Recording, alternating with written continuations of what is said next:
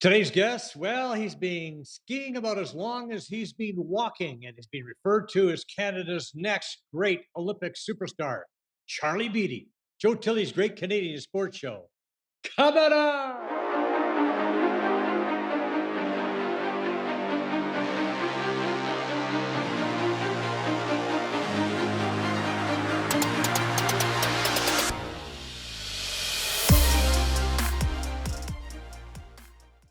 Our guest today was born in London, Ontario, and now calls Oro Medonte home. He's a 17-year-old freestyle skier, Canadian junior champion in slopestyle and halfpipe, the finalist of the 2022 Junior World Championships Big Air, a gold medalist at the NorAm Championships Slopestyle, a gold medalist at the Junior World Championships Slopestyle, a gold medal at the Youth Olympic Games in Big Air. Ladies and gentlemen, boys and girls, welcome to the program, Charlie Beatty. Charlie, great to have you here. Yeah, guys, thanks for having me on. I appreciate it. So, like I mentioned in the intro, you've been probably skiing about as long as you've been walking or close to it. How did you get involved in the sport and why? Yeah, so things kind of picked up for me in skiing when my family moved to Horseshoe Valley, Ontario, when I was around 2 years old. We kind of did it all as a family to just gain some family time together. And my brother picked up snowboarding actually when he was a little younger than me, probably 12 years old. And yeah, just wanted to kind of do everything he did because I looked up to him a lot and found myself skiing some rails and jumps when I was in early ages and kind of fell in love with it. And it's picked up ever since. Why skiing versus snowboarding? Your brother's snowboarding and you stuck with with the boards. Why is that? Yeah, I don't know. I think he wanted to start snowboarding, and I was always young, so my parents put me on skis, and I think as my skills developed on skis, I never really wanted to switch to snowboarding. I've tried it a couple times, and I never have clicked with it, which I'm kind of glad with. But I did do both as a kid a little bit, and then I just found my skill level with the skis was a little more on the snowboard. So I just found that my natural talent would kind of stick to that. Well, I can see that. I mean, it's working. The skiing thing is working. Why would I want to switch? It's pretty good. Yeah. So tell us about getting involved in competition and when did you realize that you were going to be a serious competitor? Um, Yeah, so kinda again, like, locally started at Horseshoe, some early memories of being, I don't know, 5 or 6 years old. We had, an event called the Horseshoe Open that was held at Horseshoe Resort. I'd say the years I was doing was 2013, 14, 2015, maybe. That was the last year they did it, and, first kind of events that I was doing for money prizes and ended up winning a few of them, and that was kind of the first ski competitions I did locally around here for kids my age, and to have that was kind of a blessing for me to be able to get into competing that early and gain experience from when I was just a little guy. So those are some good memories for sure. And then it's just kind of picked up through there with provincial level competitions with Freestyle Ontario, and then so on into my teenage years, and then till now. So the prize money was a bit of an incentive for you. Yeah, yeah, we we actually haven't made as much now even that I was doing when I was a little kid. No, I'm just joking, but, um, yeah, I remember, like, from a little kid, there was, like, these little rail jams that you'd get, like, cash for winning or landing big tricks or anything that people thought was cool, and, kind of like a cash event was, like, you get, like, a $20 bill if you do a cool trick, and there was just kinda like a jam session format, and that's kinda how I got introduced to the whole, scene of competing in freestyle skiing. Okay, so we have some video of you back when about 11 or 12 years ago. So you'd been 5 or 6, and you're tearing up the slopes at Horseshoe. Now, do you Mhm. guys remember, being in this video or making this video? of a very I do, young yes, Charlie? that was yeah, that was some pretty early memories for me, at least. That was, when I got introduced to a good friend of ours, Joey Spears, from a connection that we had in the ski industry, and, we kinda came out and, filmed this for a couple days throughout the spring one year. I think this was 2015, and we ended up putting this on New Schoolers, which is kind of a ski community version of YouTube, and it ended up gaining a lot of traction. And then I think to this day, it's like one of the most viewed videos on that with like almost 100,000 views. So Yeah, that's incredible. yeah, Yeah, there's a few wipeouts there, but I mean the skills are evident. Let's yeah, listen to yeah. a young what a young Charlie had to say back then. Vic, would roll that clip. What are we throwing down today? Threes, some fives, probably tail threes, That's sick, dude. What else? Any rails? Yeah, what? like boxes, like down boxes, Sounds good, man. Well, you keep it up. You're killing it. down rails, and like Yeah? All that stuff? What do you think when you see that young fella? Oh my goodness, man.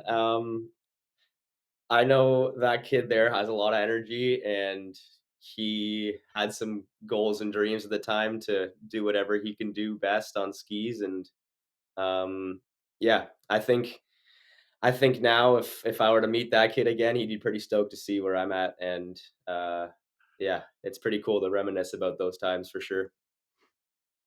Well, we're all pretty stoked to see where you're at, where you're at, in this development. So a couple years later, some even more impressive tricks. Clearly a phenomenal presence on the board, and we saw some of this earlier. But you know, uh, this is crazy. The skill that you're showing at this age. Did you have a lot of people around you saying, Charlie, I think you got great potential? Yeah, for sure. And I grew up playing a lot of sports.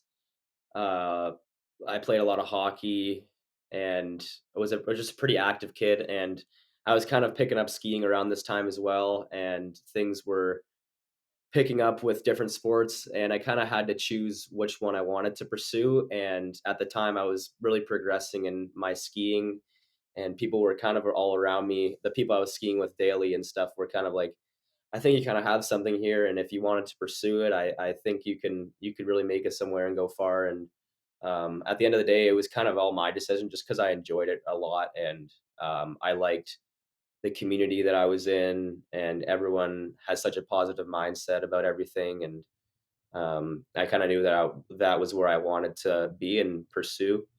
And yeah, it's kind of all just picked up from there. Well, at 8 years of age, the ripe old age of 8, you suffered a devastating knee injury, Yeah. along ruptured ACL, severe ligament damage. Here's what your mom, Paula, had to say about that injury at the time. Let's roll that. A lot of people ask how it feels to watch your child kind of huck himself off 58-foot jumps on skis. And I think with the proper training, I feel really confident about that. I think a lot of people feel it's a dangerous sport. However, it can happen in soccer, it can happen at track and field. And it was just a really fluke thing. He wasn't even doing a very hard trick, and it just landed kind of backseat, they call it in skiing, and separated the knee. And so, yeah, I feel like he was well versed in the sport. It just was kind of a fluke accident. Okay, and here's what you had to say after you had your cast.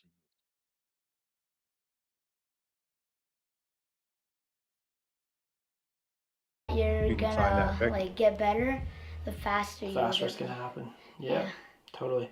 Like I can believe so hard right now, and I could train so hard, which I want. That's what I'm gonna do, and then I might get better like a couple weeks more. Pretty determined young kid. I mean, that's a pretty debilitating injury, but you bounce back so fast, and you can tell by that interview, man, that was not going to slow you down one bit, was it? Yeah, for sure. And I think for me at that age, all I knew is skiing at that point in life, and I knew where I wanted to be, and that was on my skis. So I was kind of just watching those videos again, just kind of wanting to only pursue skiing at that point. So I knew anything that I wanted to do was just to get better at skiing, and get back at doing what I love most. So yeah, I'm kind of glad that I had that mindset. Right. Well, did you ever get nervous flying through the air? I mean, you had that big injury and everything else. Did you ever feel a little queasy? I mean, I go over a little jump, but Yeah. you know, Oh yeah. To this day, man, there's definitely multiple times in a day where I'm on the hill where I definitely spook myself a little bit. I feel the butterflies going for sure, and I think that's why I really enjoy what I do is because it gives me a sense of fight or flight. And um, I think the more times where you can put yourself in real life situations and kind of give yourself a little bit of at least for me, a little bit of adrenaline rush, it keeps me sane, and it puts a smile on my face when everything goes well, and it's just rewarding. high risk, high reward, right? Yeah, exactly. Or high Yes. devastation. All right, Yeah. devastation, right, exactly. Yeah, there's a lot of risk there for sure, but okay, so, let's move on a couple of years now. You're doing some, summer dry land training on the trampoline, jumping into the water, horseshoe. This is here's a clip from that time period of all part of this, City News Athlete of the Week clip. Let's listen.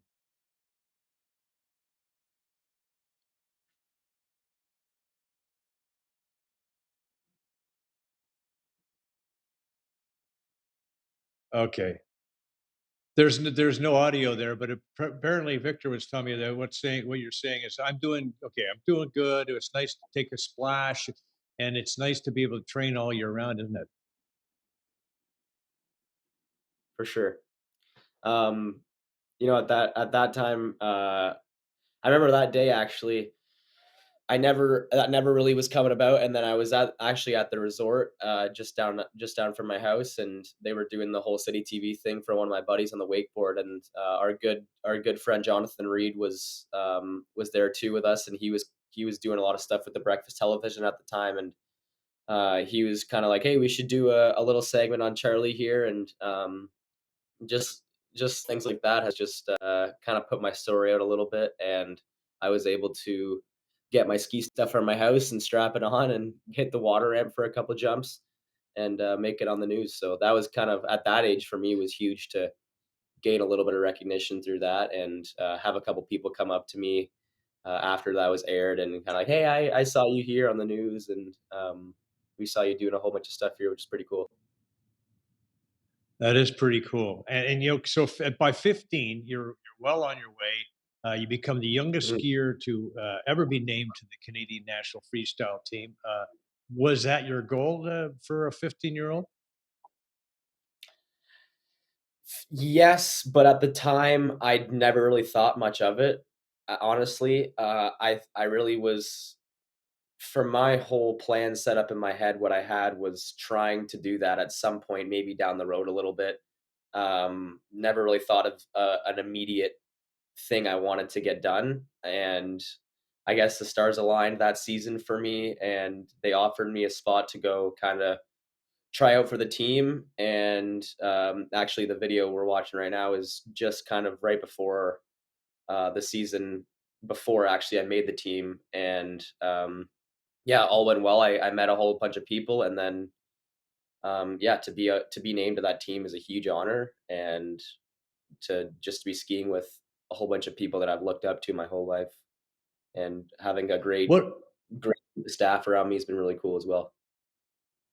Yeah, support is really important. I mean, it's a sport that takes a lot of money. I think I saw somewhere where it costs like 70 something thousand dollars to send you to Pyeongchang, and you know, I mean that's a lot. It's a big ticket, and it's a lot of money, and you need a lot of support in so many ways. Tell us about the support involved in pursuing your goal.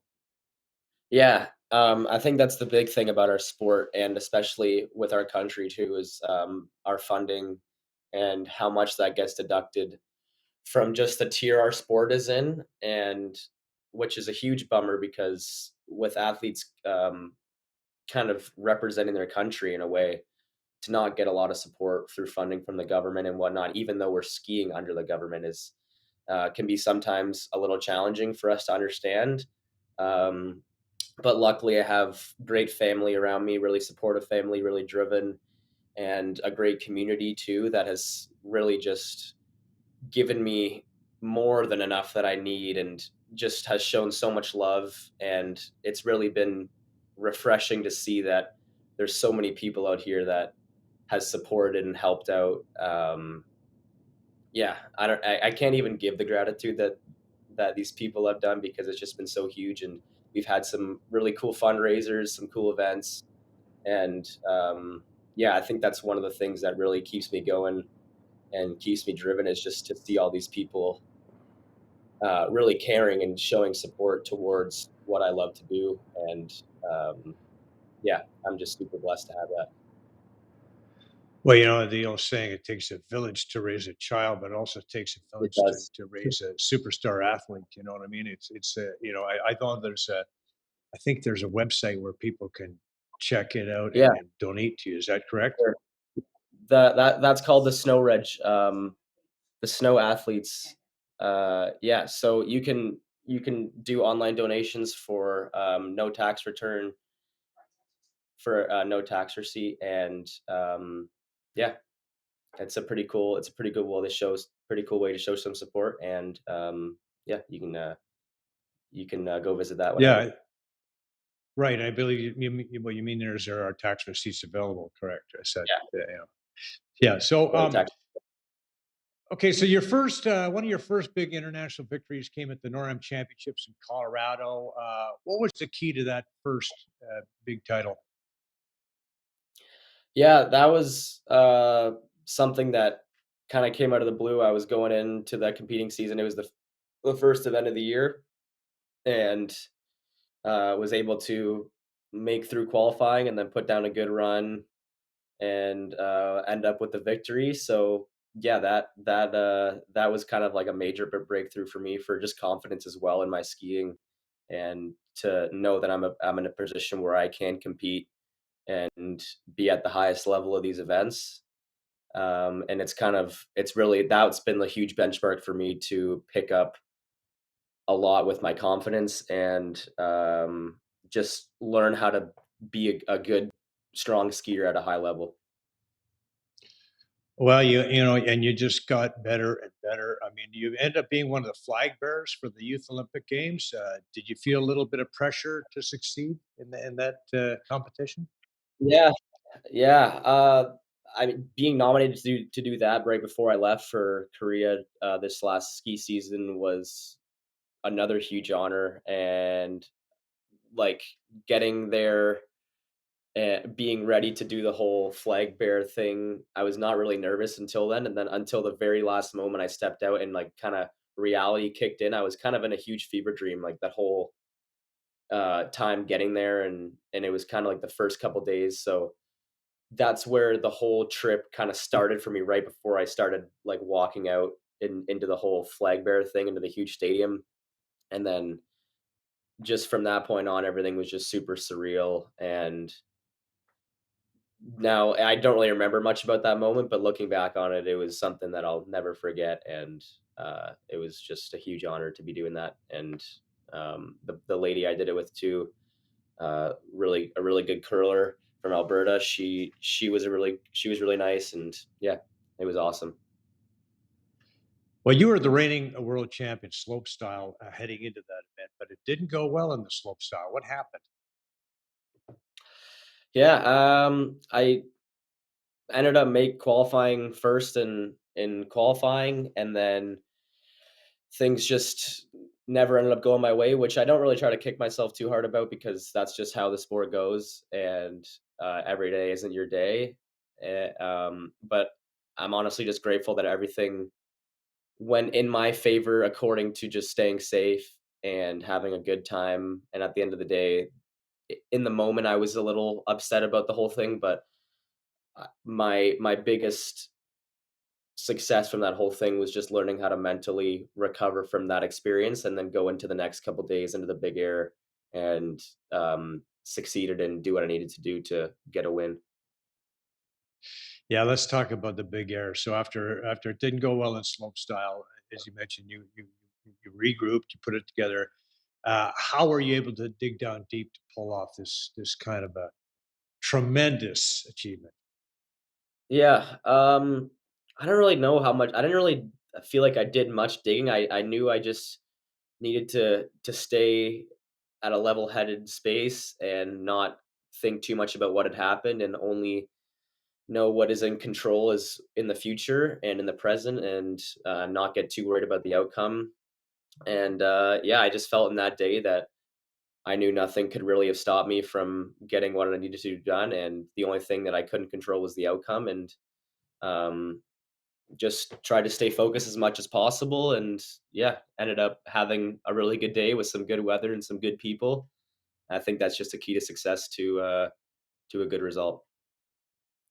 So we just saw the video of you putting getting the gold medal put around your neck. Tell us about that moment and that feeling. Olympic Yeah, honestly, gold medalist. honestly, same thing there. Don't remember too much about that just because it was so surreal and I kind of blanked out of that whole thing. But I do remember just standing on that podium, getting the medal put around my neck with the national anthem. Um, that's something that I've dreamed about my whole life, and to see that happen in front of me was pretty cool, and just gives me more drive and hope to try to go do that at the Olympics someday. Well, Milano Cortina, just now, I think 16 months away, if I'm not mistaken. You must be Yeah, getting a little bit excited about that. yeah.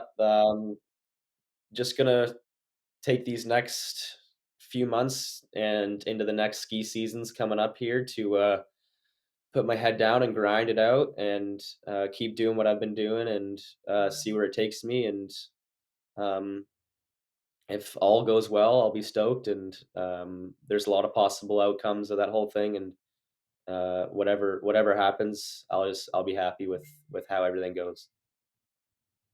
Do you have a bunch of like smaller goals in between now and then, or you just kind of focus on, Yeah, for sure. you know, For sure. I think when I get caught up about a long-term goal, I forget about what's going on in the moment, and I try to take things day by day, or at least on the ski hill, or what I'm doing in competitions. So yeah, I kind of leave that. It's kind of an end goal for me, or there's a bunch of more goals that I have down the road, but I kind of try to take things day by day, and then it can lead into bigger things always. So I just try to think of it as that. is the plan to be like slopestyle, big air? That's anything else you're going to be competing in? No, I think for me, I've chosen those two as the two disciplines that I want to pursue in. I've tried doing a little bit of half pipe when I was younger, and I never found like that really clicked for me. And it's a lot to do three different events, let alone one event. So um, Right. I think I'm pretty content with my schedule on the slope style and big air side of things. Yeah, for sure. So, okay, we have a mutual friend, Marty Roberts, local baseball legend in Toronto. He's now coach of the East York Bulldogs and Durham College, and he told me you were actually a pretty good ball player at one time. Tell us about your interest in baseball. You did mention hockey earlier.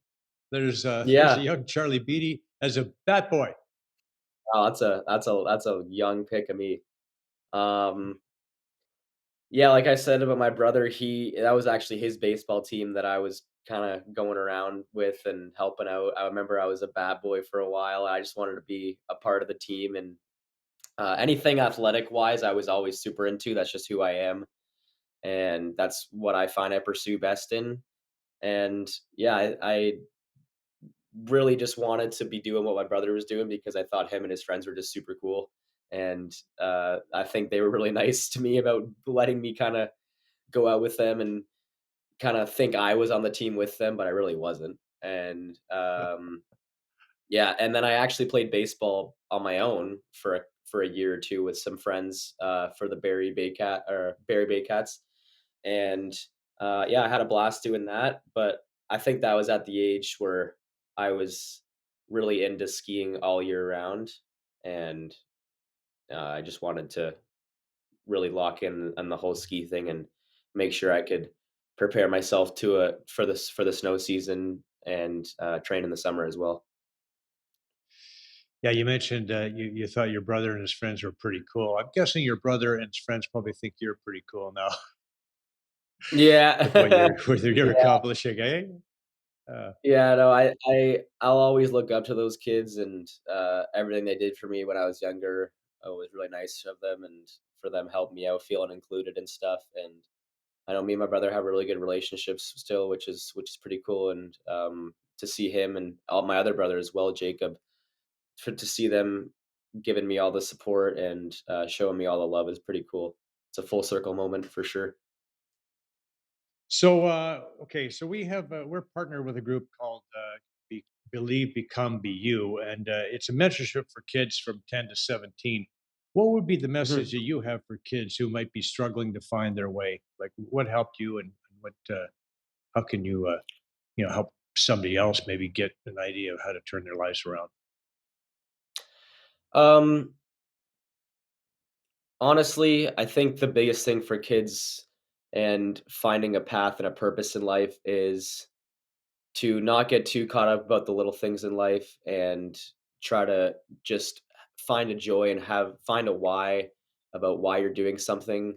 And um, if you have any bit of joy in doing anything, I think that's what you could pursue and find what you're good at, find what you like, and just go all in because you never know what you can get out of it, and it can lead to different things. And I think trying to just take a step back about everything and just looking at what you want to do from a different perspective is something that I've always found that has benefited me, and just the joy in what I want to do has given me more of a drive and more of a positive outcome of everything. Going all in. That's that could be your theme, Exactly. right? Going Exactly. all in. What Yeah, are the the finding the finding a joy and a yeah, purpose is is a way to do it without feeling like it's forced, and right. that gives me an ultimate reasoning to do something, and it kinda gives it a funness to the grind, you know? Right. And not listening to those little voices in your head that tell you otherwise, right? Exactly. Yeah. At the end of the day, Right. it's just to, live your life and enjoy it as much as you can, and, just spend time with people you love and have fun. Well, Charlie, I mean, you're clearly having fun with your life, and that's so awesome. We want to thank you for taking this time to join us, and good luck in Italy. I'll be cheering for you, and it's gonna be fun watching you do what you do, right? Yeah, no, thank you guys, and I really appreciate you guys having me on, and I enjoy chatting and sharing my story, and, for whoever this can help or who I may have helped, um, just thank you. Beautiful. Thanks, buddy. Okay, when we come back, we'll have our early thoughts on the Maple Leafs. Back in a flash. Addiction Rehab Toronto, Toronto's #1 alcohol and drug treatment center, saving lives, reuniting families. The only treatment center in the province to offer medical detox, treatment, sober living, and lifetime aftercare all in one place. Our unique and specialized programs are designed to equip our clients with the tools to successfully lead a life of dignity, respect, and purpose. Let us help save your life or your loved one's life. Call today for more information or to facilitate an intervention. 1-855-787-2424 or visit addictionrehabtoronto.ca. How the Leafs are in the process of undergoing a transformation. Take Matthew Nyes, for example, who just happened to be playing against Michael Bunting, the guy he replaced on that Leafs first line. Now, Nyes looks bigger, stronger, and better this year, but he's not alone. This just seems to be like a heavier and grittier team all around, and the beauty is they get to combine that with a ton of skill. I got a really good feeling about this year's club. Rely on Walton Restoration's 40-plus years of excellence in residential and commercial restoration. Their strong reputation is built on workmanship, professionalism, and outstanding customer service. Trust Walton as your dependable partner in emergencies, serving Durham, Kawartha, and Northumberland regions. Call 905-725-5666 or visit waltonrestoration.com.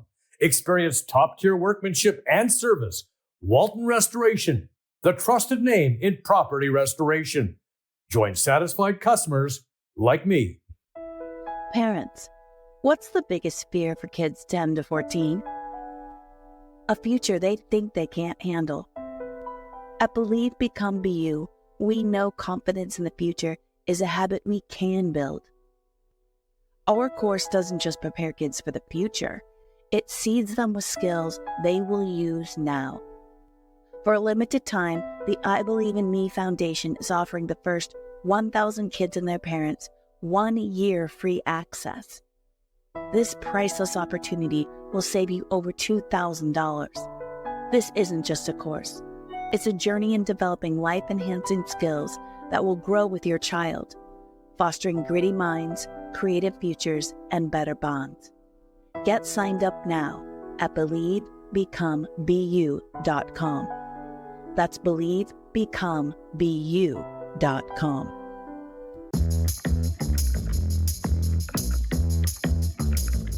Hi, I'm Joe Tilley, and I want to tell you about the painting pros.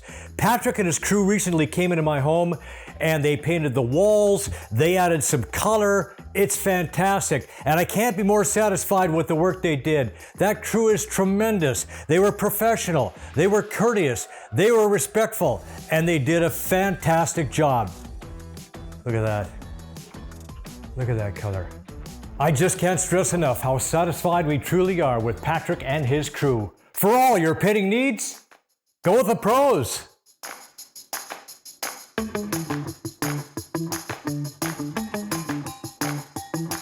Brian Gribben Insurance Planning, helping you solidify your financial future. At BGIP, what we do that's unique in the marketplace is we show people how to spend and enjoy their money in the early years of retirement without the fear of running out.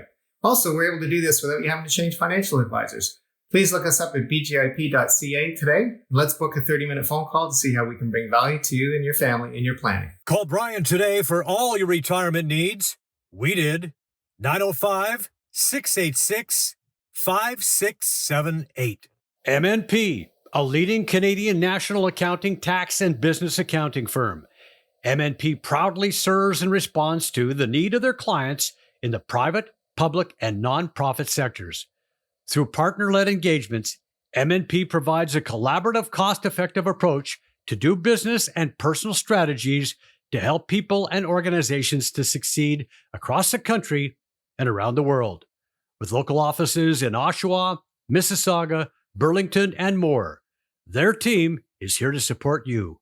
Visit mnp.ca today to learn more. Rooted in 60 years of tradition, Sleepy Hollow is a private golf club with a friendly community of members just minutes from Toronto. With mature trees and rolling fairways, Sleepy Hollow provides a challenging and enjoyable experience for passionate golfers. Enjoy great golf, amazing dining, and a picturesque patio second to none. Visit sleepyhollowcountryclub.com. Joe Tilley here. My wife Penny Claire and I recently took an amazing trip to Egypt and Jordan with Trip Oppo. And here are our top 10 must-dos. Last but not least, we relaxed at a luxury resort and took a dip in the famous Dead Sea. This beautiful resort was a perfect way to cap off our incredible adventure in Egypt and Jordan. After days of exploring ancient ruins and bustling markets, it was wonderful to just kick back, put on a little mud, and soak up the sun by the Dead Sea. Oh, I almost forgot to mention the amazing cuisine in Egypt and Jordan. Don't forget to try the delicious local food like mouth-watering Egyptian barbecue. And the best part is that our Trip Oppo tour includes almost all of the meals, so you can indulge in the local cuisine without worrying about opening your wallet. I would highly recommend that you book your next trip through Trip Oppo. Call them today. Guests on Joe Tilley Sports receive a gift certificate from Classica Imports. Top of the line imported men's clothing. Check out the Classica Essential Collection now. Go to shopclassica.com.